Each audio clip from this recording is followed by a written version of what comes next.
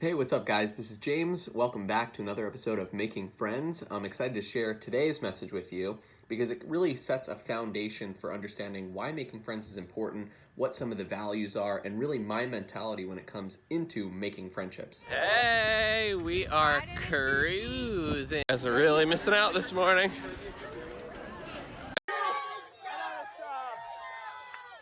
So the first point I wanted to make was, why is making friends and gaining skills to better relationships important, right? And I think for some of you that have clicked on this, you already see some amount of intrinsic value in learning about this topic. But at the same time, I wanted to go through some of my top points and back it up with data. Our goal is to make genuine, deep relationships with people, and I'm going to explain why here that they're so important. So my first point is that better relationships leads to being physically and mentally healthier and happier. Now that's a huge, bold statement. I did not make that up. I did a lot of research on this topic, and Harvard did a study on adult development, which followed teenagers up through their 90s. I think they started back in the 30s or 40s, and it's gone on for over 75 years, and they saw what makes people happy. And ultimately, this is a quote, the guy said, "Good relationships keep us happier and healthier." And I'll include the link below if you want to check out that. It's a really, really awesome study. He also said, people who are more socially connected to family, friends, and community are happier, physically healthier, and live longer than those who are not connected. On the flip side, people who are more isolated than they would like to be find that they're less happy, their health declines earlier in their midlife, and their brain functioning declines sooner, and they live shorter lives. So my goal of this whole channel is to help those people who are more isolated than they would like to be, the people that want to be social, the people that want to make more friends and really blossom in relationships. I want to help those people find ways to cultivate new relationships and join the group of socially connected people so that they can live happier and healthier lives. That's my ultimate goal, and that's why I'm making this channel. Now, I'll list a few more reasons, but if that was the only reason, that should be plenty for you to be motivated to get more friends and build stronger relationships, right? We're talking about your life. We're talking about your well-being and your health. So my second point is that you can be more efficient and get more done with interdependence. Now, interdependence is a term that I got out of Stephen Covey's 7 Habits of Highly Effective People, and it's a cross between independent and dependent. It's basically the thought that you can be independent by yourself and be successful in your own right, and someone else can be independent themselves and be successful in their own right, but when you put them together, it's a synergy that creates multiplication rather than addition. So as an example, someone who works with wood can be successful. Maybe they own a lumber mill, maybe they do other things, they create chairs and different things like that. And then another person does metalworking, and they're successful in that, and they can create things purely out of metal. But when you put both of them together, they can come together, and now they can build structures made of wood and metal, like homes and things of that nature. Things that they wouldn't be able to do by themselves, right? Now they're able to survive by themselves, but they thrive together. And that's why I think building relationships is so important, even from a collaborative teamwork standpoint.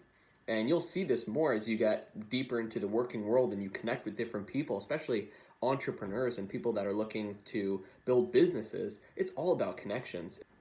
My third point is that if you aspire to be a leader in any capacity, you'll need to know how to work with people. Leadership in itself is based around human relationships, just focuses on topics like trust building, communication, collaboration, etc. Right? And learning and growing your skills and cultivating new and current relationships is important if you aspire to any position of leadership. And that's not confined to business. That could be a sports team, that could be your family. On the topic of leadership, I learn a lot from world-renowned John Maxwell, who's trained hundreds of thousands, if not millions of leaders all around the world. He's the #1 leadership expert, and he's got a lot of really good information. I'll leave some of my favorite books and podcasts in the description below for you guys to check out. Now, my fourth reason is purely the power of association. You are the average of the 5 people you spend the most time with. Recent studies have shown it even expands further than that into your close friends' immediate friend circles and their friend circles.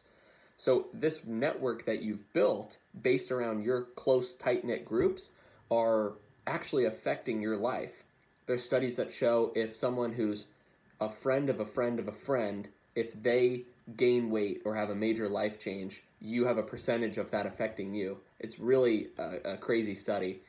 There's a book called Friend of a Friend, and I'll link it below. I haven't read the book, but I've read excerpts, and it's really interesting stuff. It talks just about how much your network and the power of association really affects you.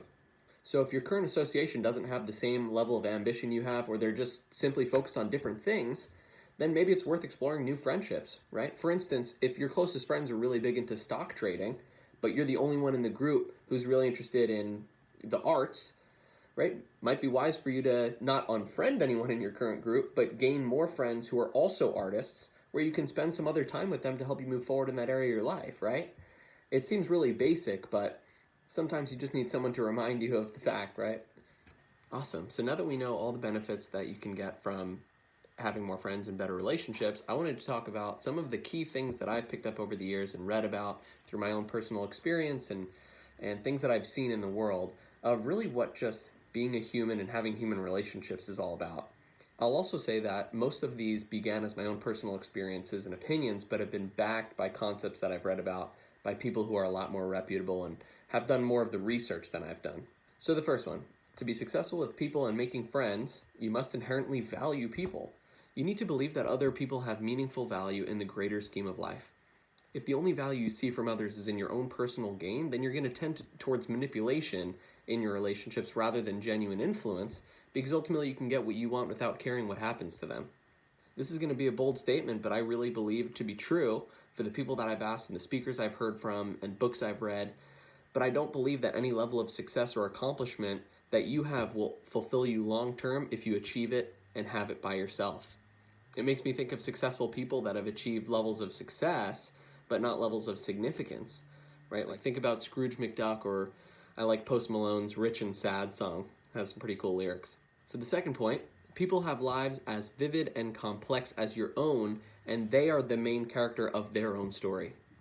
Think about when you look at a photo, right? A group photo. Who do you look for first? You. It's the same thing with them. When they look at a group photo, they look at themselves first. And if they look good, then ultimately they're going to say it's a good photo because they look good. On the same note, you can add tons of value to people if you can make them look good. They're going to love you. They're always going to want you around because you're the guy that always makes them look good.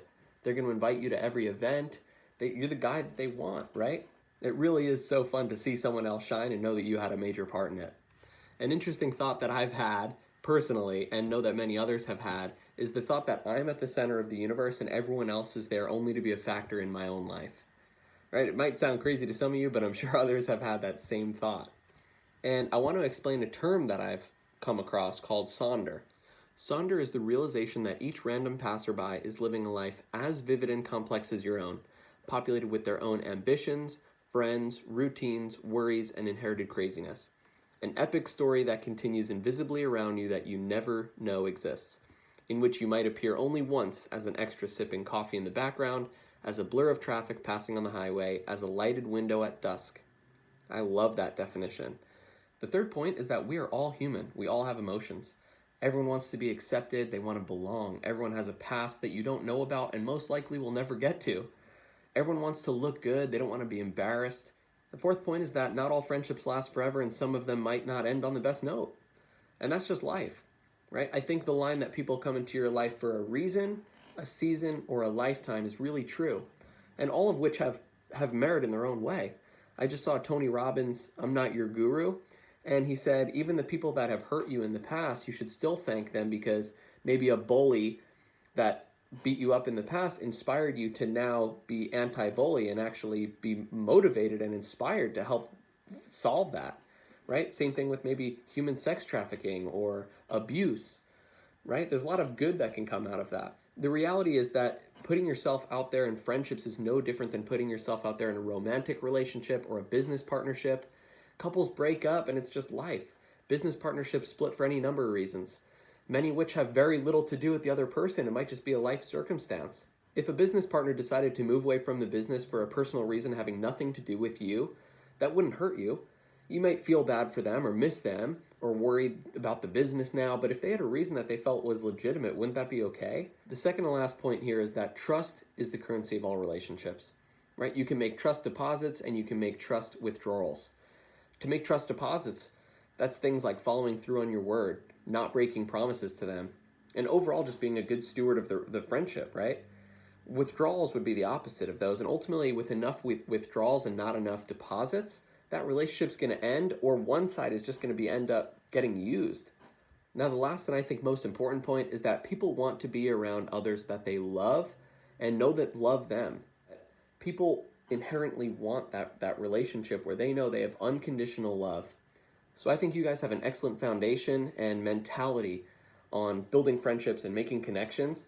But I wanted to put a last point in there that nothing's going to change without action, right? And my goal is to make these steps so clear and practical for you to implement into your life that there's no reason that you wouldn't do it other than just pure laziness. And we've all been there, right? But these are really basic steps that you can put into practice immediately.